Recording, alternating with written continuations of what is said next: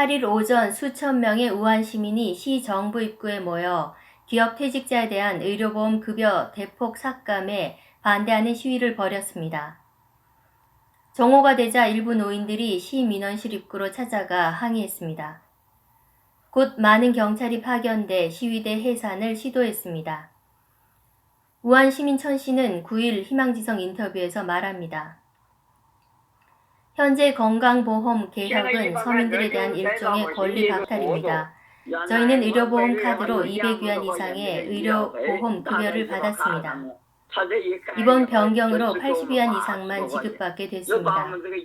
얼마 전에는 장례비도 7만 위안에서 2만 위안으로 줄었습니다.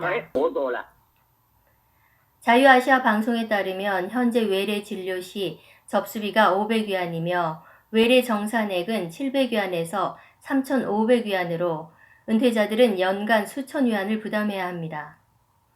우한의 퇴직자 약 200만 명이 영향을 받습니다.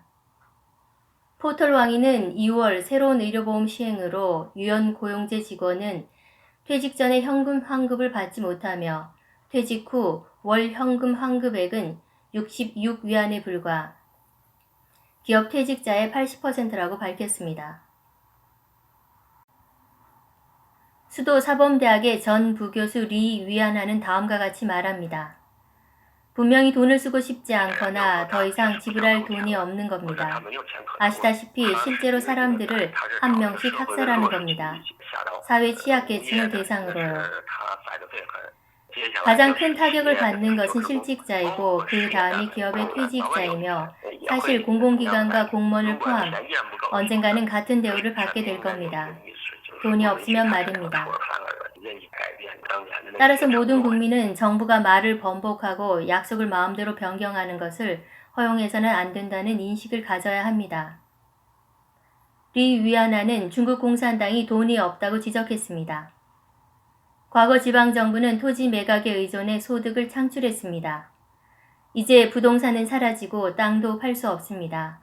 관료제도가 방대해져 많은 사람이 부패했으며 더 이상 이러한 부패한 관리들의 낭비를 지원할 재정이 없습니다.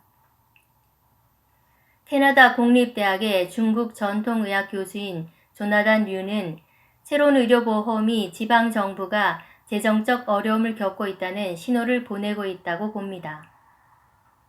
3년간의 전염병 예방 및 통제, 핵상 검사는 서민의 의료보험 비용을 탕진시키고 PCR 검사 관련 회사와 이익 집단에 배를 불렸습니다.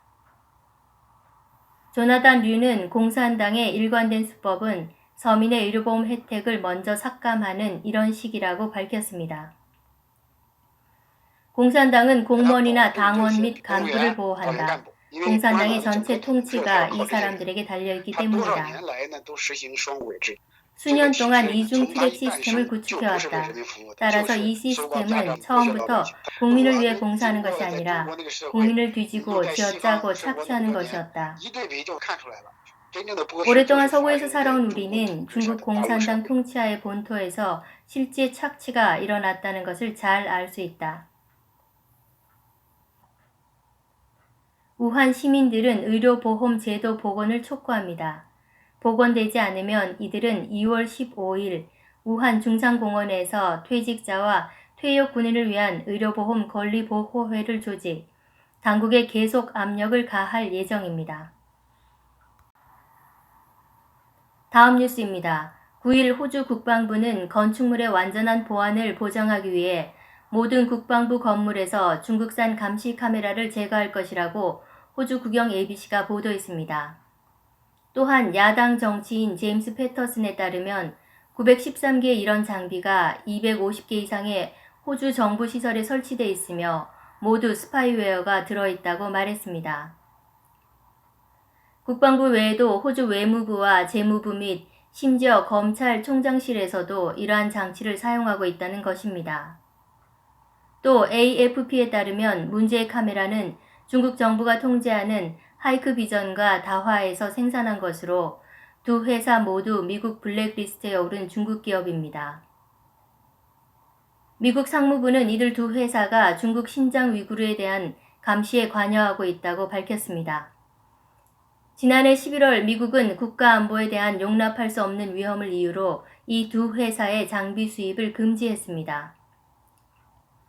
베이징과 캔버라는 한때 긴밀한 교역 상대국이었지만 코로나19 기원을 밝히라는 호주 수상의 공개 요구에 엉뚱하게 중국이 호주에 대한 강경한 경제 제재로 보복하면서 관계가 급냉하기 시작했습니다.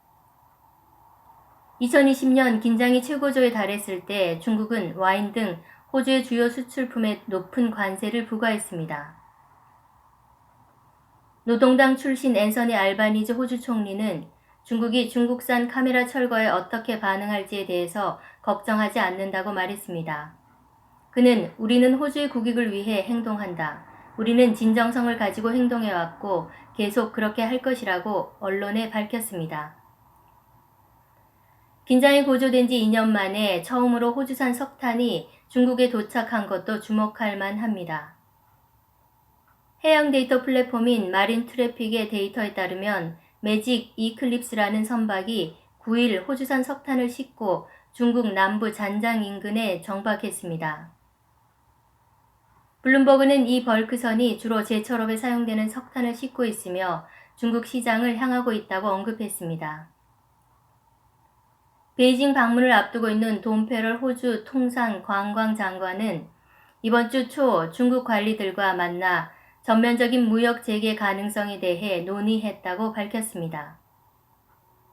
진실탐사대 신수경입니다.